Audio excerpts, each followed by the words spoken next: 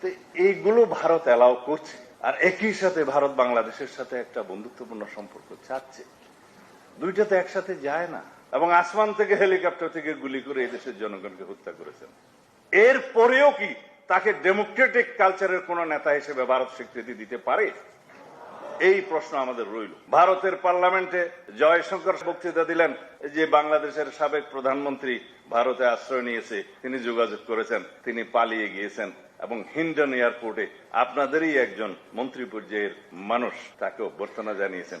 এগুলো আমাদের সাথে ব্যতিক্রম আছে, আর আমাদেরকে বস্তাবন্দি করে হাত পা চোখ বেঁধে তারপরে বস্তা সহকারে ওখানে ফেলে দিয়েছেন। এই ব্যতিক্রমগুলো আছে।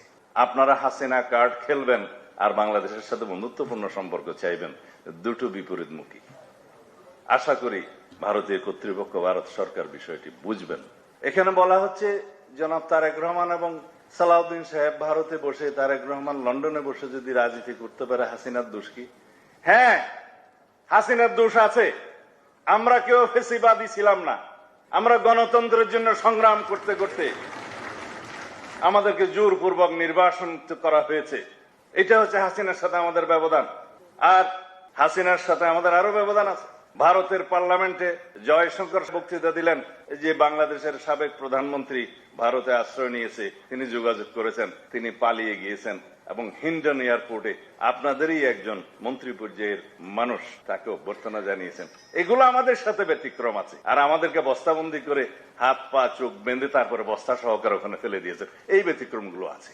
হাসিনা তো বাংলাদেশের পার্লামেন্টে ইলেজিটিমেট প্রধানমন্ত্রী হলেও কিছু বক্তব্য দিয়েছে তো এই দেশের ইতিহাসে, যেগুলো লিখিত হয়ে আছে। তিনি বলেছিলেন, আপনাদের সবার মনে আছে, যে ভারতকে যা দিয়েছেন তা নাকি চিরদিন মনে রাখবে।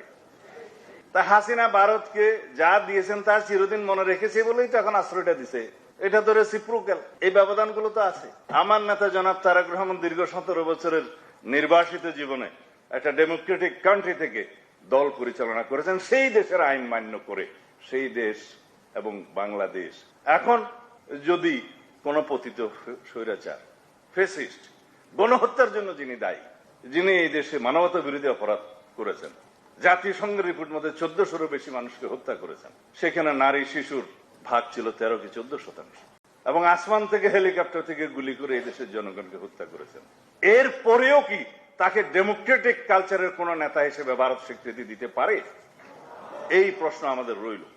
তার দিল্লিতে বসে তৎপরতা চালানোর যে অভিযোগ আমাদের বাংলাদেশের গণতান্ত্রিক কালচারের বিরুদ্ধে, গণতন্ত্রের বিরুদ্ধে, এই দেশের মানুষের বিরুদ্ধে, এই দেশে অস্থিরতা সৃষ্টির জন্য যে সমস্ত বয়ান দিয়ে যাচ্ছেন, সেটা আমাদের অভিযোগ রইল। এই দায়িত্ব ভারত এড়াতে পারে না। একই সাথে দ্বিমুখী কথা বললে হবে না। এই দেশের মানবতা বিরোধী আদালত আইসিটি কোর্ট তাকে দণ্ডিত করেছে, তার বিরুদ্ধে ফাঁসির রায় আছে এবং আরো মামলা চলমান আছে। কিন্তু এই ফ্যাসিস্ট শেখ হাসিনার কোন অনুশোচনা নাই, দুঃখ প্রকাশ করে নাই, বাংলাদেশের মানুষের সামনে দুঃখ প্রকাশ করে নাই, অনুশোচনা নাই। কিন্তু একটা বিষয় খুব ভালো জানে, বলে যে যারা গণতান্ত্রিক আন্দোলন করেছে, গণ অভ্যুত্থান অংশ নিয়েছে, তারা নাকি জঙ্গিবাদী তত্ত্বতার মধ্য দিয়ে তাকে ক্ষমতা থেকে অপসারণ করেছে। যদি অপতথ্য এবং মিথ্যা বলার কোন বাক্স পৃথিবীতে চ্যাম্পিয়ন হতো, সেটা হলো হাসিনার বাক্স। হাসিনার তার ছেলে ওনাকে সেই অনুষ্ঠানে যোগদান করেছে। আমাকে কালকে কেউ একজন জিজ্ঞেস করেছিল, সাংবাদিক, বলেছে হাসিনা। আমি বললাম কিসের হাসিনা, কোত্থেকে বলেছে, কি বলেছে, তাকে কি দেখা গেছে? এখন পর্দানশীল হয়ে গেছে, পর্দার আড়ালে, এখন আর চেহারা টেহারা। এইগুলো ভারত অ্যালাউ করছে, আর একই সাথে ভারত বাংলাদেশের সাথে একটা বন্ধুত্বপূর্ণ সম্পর্ক চাচ্ছে। দুইটা তো একসাথে যায় না। আর পররাষ্ট্র মন্ত্রণালয়ের প্রতিনিধি যদি বলে legitimate government, duly constituted Bangladesh গভর্নমেন্টের বিরুদ্ধে শেখ হাসিনার বক্তব্যকে ভারত সমর্থন করে না, এইটুকু আমরা গ্রহণ করলাম। কিন্তু আমরা ওইটাও সমর্থন করি না যে আপনার ওখানে বসে একজন ফ্যাসিস্ট, গণহত্যাকারী, দণ্ডিত অপরাধী, যিনি গণতন্ত্রের বিরুদ্ধে, মানবতা বিরোধী অপরাধ করেছেন, তাকে আপনারা বারবার এই সুযোগ দিবেন যে বিশ্ব মিডিয়ার সাথে কথা বলতে।